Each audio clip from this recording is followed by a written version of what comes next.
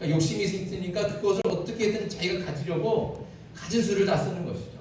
그래서 에서는 밖에 나가서 사냥하는 걸 좋아하는데 사냥하고 들판을 뛰어다니고 산을 뛰어다니고 그리고 또 저녁 늦게 그렇게 이제 지치고 배고픈 상태로 집으로 돌아올 때 야곱이 그 길목을 다 지키고 있는 거예요.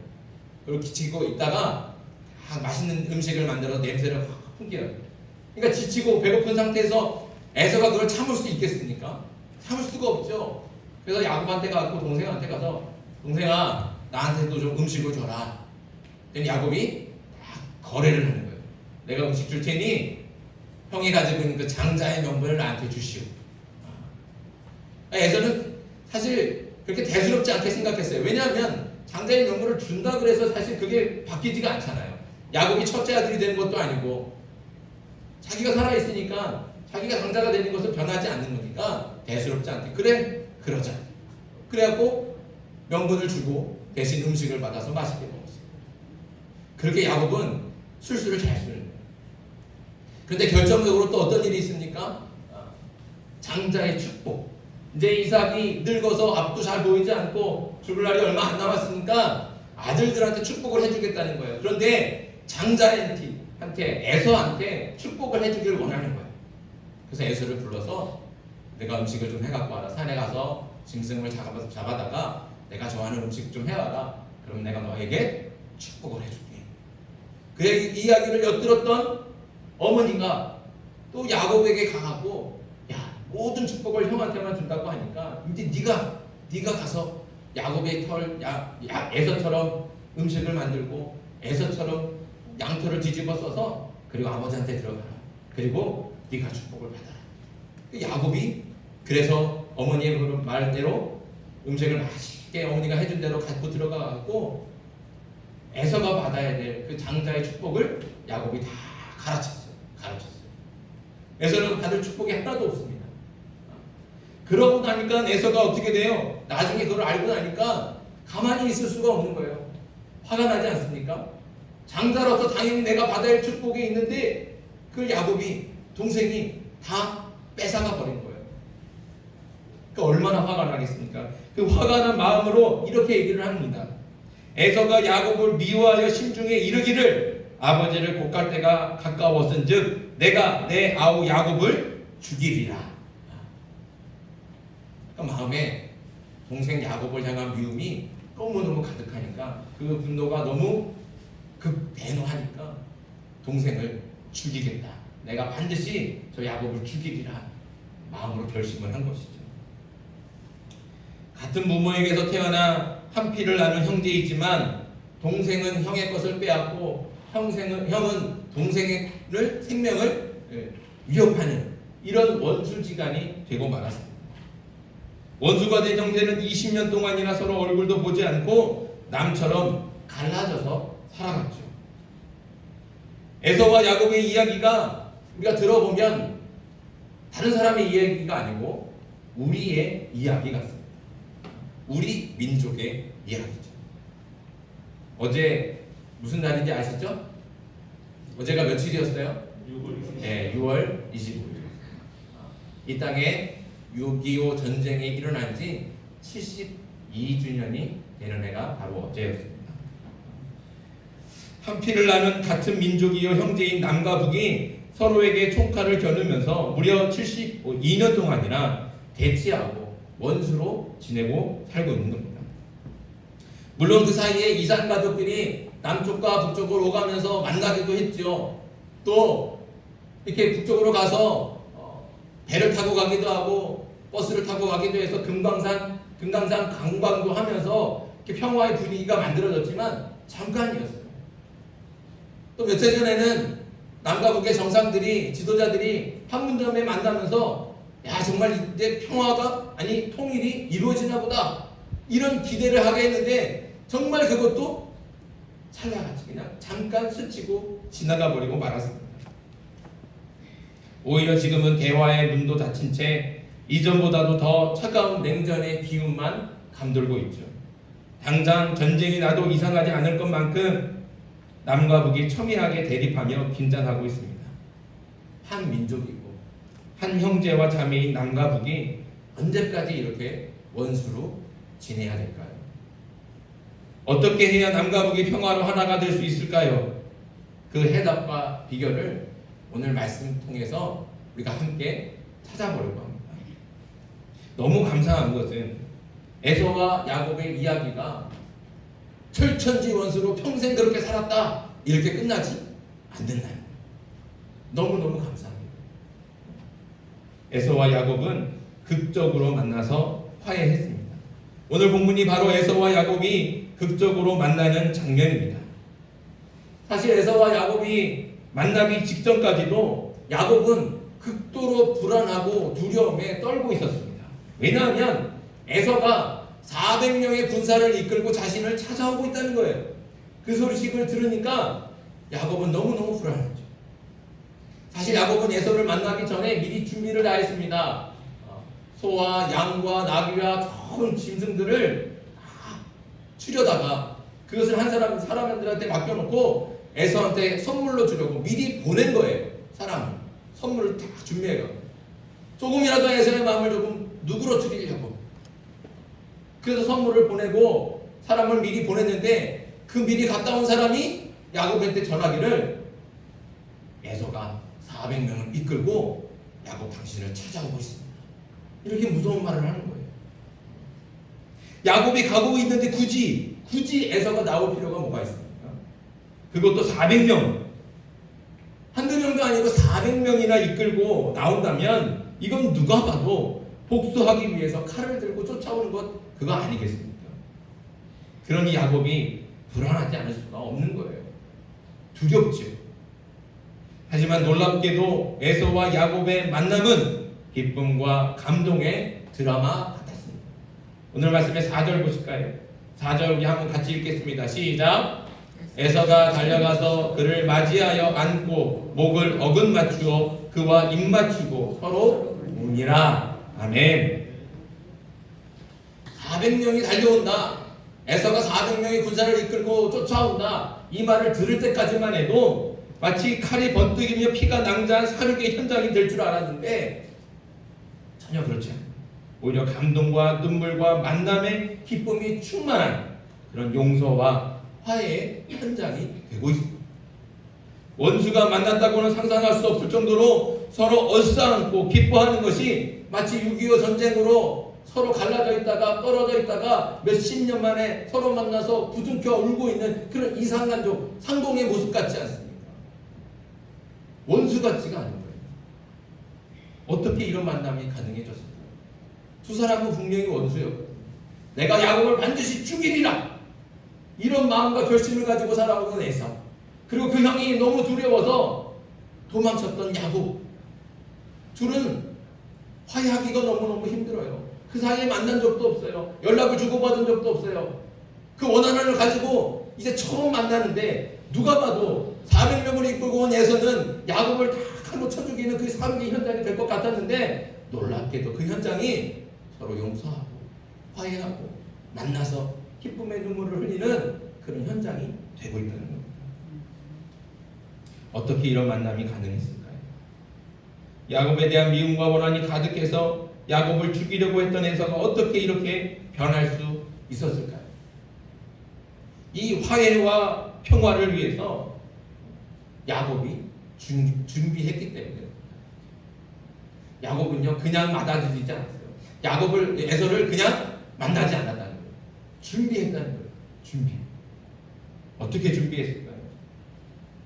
에서가 400명을 이끌고 자신에게 온다는 소식을 처음 들었을 때 야곱이 취한 행동은 무리를 둘로 나누는 것입니다. 그리고 자신의 가축 중에서 580여 마리를 에서를 위한 예물로 준비했습니다. 580마리는 결코 작은 수가 아닙니다. 엄청나게 많은 수죠. 그 많은 수들을 떼어놓는다 그러면 그건 야곱에게도 큰 손해죠. 하지만 형 에서의 마음을 조금이라도 풀기 위해서 야곱은 하나도 아깝지 않았습니다. 아깝지 않고 다 에서에게 줄 마음이 있다는 것이죠. 그리고 오늘 말씀을 보면 야곱이 무리를 더 세밀하게 나누어서 에서를 순차적으로 만나게 했다는 것을 오늘 말씀을 통해서 보게 됩니다. 맨 앞에는 누가 섭니까? 물론 야곱이 섰죠. 그 다음에는 누가 섭니까? 여종들과 그 아들들이 서고요. 그 다음에는 레아와 그 아들들이 서고요. 맨 마지막에 누가 서요? 라헬과 요셉이 서는 거예요. 왜 이렇게 순차적으로 나오겠습니까? 에서가 칼을 들고 와서 정말로 죽이겠다고 달려들면 맨 앞에 있는 사람들이 죽어 나갈 때 그때 그 뒤에 있는 사람들은 어떻게 해서라도 좀 더 멀리 도망쳐서 적어도 한 사람이라도 두 사람이라도 살게 하려고 그러려고 이렇게 순차적으로 만나게 계획을 세워둡니다. 그래서 차례 만나게 했다는 것이죠. 그리고 그 맨 앞에 요셉이 서 있는 겁니다. 그런데 이렇게 자신과 가족들을 해치러 오는 에서를 대하는 야곱의 태도를 보면 이게 정말 가장의 모습인지 이게 정말 한 부족의 족장의 모습인지 의심스럽습니다. 야곱은 정말 가장이잖아요. 이 대가족을 이끌고 가는 가장이고 그 부족을 이끌어가는 족장이잖아요. 그럼 가장이면 족장이면 어떻게 해야 됩니까? 어떻게 해서라도 가족들의 생명과 안전을 지키기 위해서 맞서 싸워야 되는 게 그게 가장 아니겠습니까? 그게 족장 아니겠어요? 나를 치러 온다, 우리 가족들을 해치러 온다 이 소식을 들으면 없는 군사라도 모아야죠. 남자들을 다 모아놓고 군대를 편성하고 맞이할 준비를 해야 되는 거예요. 싸울 준비를 해야 되는 거예요. 그런데 야곱은 싸울 생각을 하지 않아요. 싸울 생각을 하지 않고 어떻게 해요? 죽을 생각을 먼저 하는 거예요. 너 먼저 죽고 너 먼저 죽고 너 먼저 살았으면 좋겠고 이런 마음 가지고 준비하고 있다는 것이죠. 야곱은 에서와 싸울 생각 자체를 하지 않았습니다. 그럼 그렇다고 피할 생각을 하느냐? 그것도 아니에요. 죽으면 죽었지 에서와 서로 죽고 죽이는 전쟁을 하지 않겠다고 결심하는 거예요. 나 살자고 우리 가족 살리자고 에서와 죽고 죽이는 전쟁을 하지 않겠다는 겁니다. 야곱의 이런 태도를 보면서 야곱이 정말 많이 변했다는 것을 다시 한번 느끼게 됩니다. 야곱은 형이 가진 장자의 명분과 그 축복을 빼앗기 위해서 수단과 방법을 가리지 않았던 욕심쟁이였습니다. 그렇게 사기꾼이었죠. 형이 어떻게 되든 아버지가 어떻게든 상관하지 않았습니다. 무조건 속여서 빼앗으면 그만이었죠. 오로지 자기만 바라보는 겁니다. 자기만 살려고 그러는 것이죠. 자기만 살면 됐지 형이든 아버지든 누가 무슨 피해를 입고 어떤 고통을 당하는지 이런 거에는 일철 관심이 없어요. 그냥 나만 살면 되는 거예요. 나만 잘 살면 되는 거예요. 형이 어떻게 되든 아버지가 어떤 고통을 갖든 상관없어요. 관심이 없어요. 오로지 자기만 위해서 사는 사람이었어요. 그랬던 그가 형과의 평화를 위해서 화해를 위해서 자신의 소유도 아끼지 않고 자신의 죽음조차도 개의치 않고 있는 겁니다. 그렇게 두렵고 무서우면 사실 안 만나면 되거든요. 그렇잖아요. 안 만나도 돼요. 야곱이 돈이 없습니까? 가족이 없습니까? 야곱도 부인도 몇 명이고 자식들도 많아요. 그리고 그거 가지고 있는 재물도 엄청 많아요. 그냥 안 보고 살면 되거든요. 너 살고 나 살고 그렇게 살면 되는데 야곱은 그것도 아니에요. 반드시 형과 만나서 화해하겠다는 것이죠. 평화를 이루겠다는 겁니다. 그 평화를 위해서 또 평화를 위해서 자신의 소유는 물론 생명까지도 내려놓고 있는 겁니다. 형과의 평화를 위해서 자신뿐만 아니라 가족들이 다 죽을 결심까지 하고 있습니다. 이렇게 자신의 권리와 생명과 재산까지도 다 내려놓으니까 전에는 자기만 위해서 어떻게든 남의 것을 빼앗으더라도 나만 위해서 살겠다, 나만 살고 보자 이런 마음으로 살아가던 야곱이 변해버렸어요. 형을 위해서 자기가 죽겠다는 거예요. 평화를 위해서, 화해를 위해서 내가 기꺼이 죽겠다는 거예요. 이렇게 결심하고 준비를 하니까 하나님께서도 그런 야곱을 보시고 하나님께서 에서의 마음을 바꾸신 거예요. 그래서 그 원수지간의 형제를 화해하게 하시고 용서하게 하시고 평화하게 하셨다는 것이 이것이 오늘 우리에게 주신 말씀의 은혜인 줄 믿습니다. 분쟁과 갈등을 넘어 평화를 만드는 길은 이렇게 먼저 자신을 내려놓는 겁니다. 그럴 때 완전한 평화가 이루어질 수 있는 것이죠. 죄로 인해 하나님과 단절되고 하나님과 원수된 우리를 하나님과 화목하기 위해서 예수님께서 이 땅에 오셨습니다. 이 땅에 오신 예수님께서 하신 일이 뭐예요? 하나님과 화목하게 하기 위해서, 죄인된 우리가 하나님과 화목하게 하기 위해서 예수님께서 하신 일이 무엇입니까? 우리를 대신해서 십자가를 지시고 죽으신 거예요. 죄 없으신 예수님께서 죄인된 우리를 대신해서 죽으셨다고요. 이 내려놓음과 죽으심이 없었다면 우리가 어떻게 하나님과 화평하며 어떻게 죄에서 해방이 되고 영원한 생명으로 살 수 있겠습니까? 이것이 우리 신앙의 핵심입니다. 그리고 우리가 하나님을 믿고 예수님을 믿는다면 우리는 하나님처럼 예수님처럼 살아야 되는 줄 믿습니다. 그게 우리가 삶에 살아가는 이유라는 것이죠. 오늘날 사회에 갈등이 끊이지 않고 분쟁이 도를 넘는 이유는 전부 나만 살기 위해서, 다른 사람은 다 적으로 바라보는 거예요. 다 적으로 보는 거예요. 사람들이 맞서 싸우려고만 합니다. 맞서 싸워서 지지 않는 것이 이 시대의 정의처럼 되고 말았습니다. 무조건 이겨야 되는 거예요. 수단과 방법을 가리지 않고 이기는 것이 정의라는 거예요. 하지만 하나님의 나라는 가치, 하나님의 나라의 가치는 다릅니다. 하나님의 법, 예수 그리스도의 가르침은 세상과 다르죠.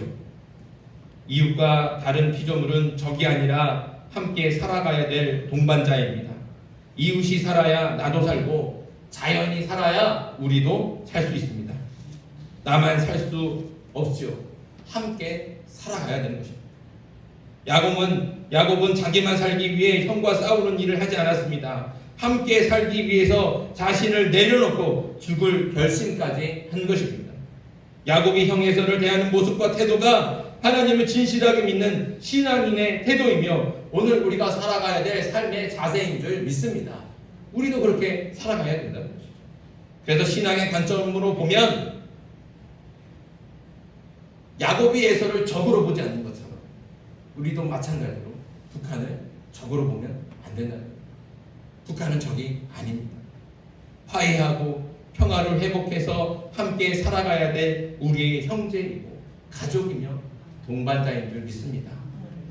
그래서 야곱처럼 우리가 먼저 내려놓고 포기할 수 있어야 됩니다. 나 살겠다고 끝까지 대립하고 맞서면, 그렇게 경쟁하면 둘 다 죽을 수밖에 없다는 것이죠. 물론 쉬운 일이 아닙니다. 어렵죠. 나를 내려놓고 포기하는 일이란 참 어려운 일입니다. 또 많은 사람들이 6.25 전쟁을 일으킨 것은 북한이고 북한 때문에 우리 민족이 이렇게 갈라졌는데 왜 우리가 먼저 손해보는 짓을 하느냐, 이렇게 말하기도 해요. 맞는 말이기도 하죠. 그러나 그럼에도 불구하고 그렇게 살아가야 되는 거예요. 왜 그렇습니까? 우리가 왜 그렇게 손해보는 짓을 해야 됩니까? 우리는 하나님을 믿으니까요. 우리는 예수님을 믿으니까요. 우리는 하나님을 알기 때문에, 또 예수님께서 우리를 위해 죽으셨다는 것을 믿기 때문에 그렇습니다. 우리가 하나님을 알지 못했다면, 예수님을 믿지 않았다면 우리도 똑같이 증오하고 미워했을 겁니다. 하지만 죄인된 우리를 대신해서 죽으신 예수님, 그 예수님을 믿기 때문에 우리도 예수님처럼 자신의 생명과 모든 권리를 내려놓게 되는 줄 믿습니다. 그것이 우리가 살아가야 될 신앙인의 모습이라는 것이죠. 사랑하는 성도 여러분, 예수님을 따라서 이 땅에 하나님의 평화, 하나님의 화목을 이룰 수 있기를 간절히 소망합니다. 대립과 갈등을 넘어서 용서와 화해를 위해서 야곱처럼 나를 내려놓고 평화를 이루는 저와 여러분들이 될 수 있기를 간절히 바랍니다. 예수님을 믿는 저와 여러분이 먼저 자신을 내려놓고 맨 앞에 설 때, 그렇게 맨 앞에 서서 먼저 나아간다면 원수되었던 야곱과 에서가 만나서 부둥켜 안고 기쁨의 눈물을 흘리는 것처럼 남과 북이 만나서 화해하게 되고 하나가 될 줄 믿습니다. 갈등과 분단의 땅에 믿음으로 화해와 평화와 통일을 이루어가는 저와 여러분, 그리고 이 땅의 그리스도인들 되길 주님의 이름으로 축복합니다. 기도드리겠습니다. 하나님,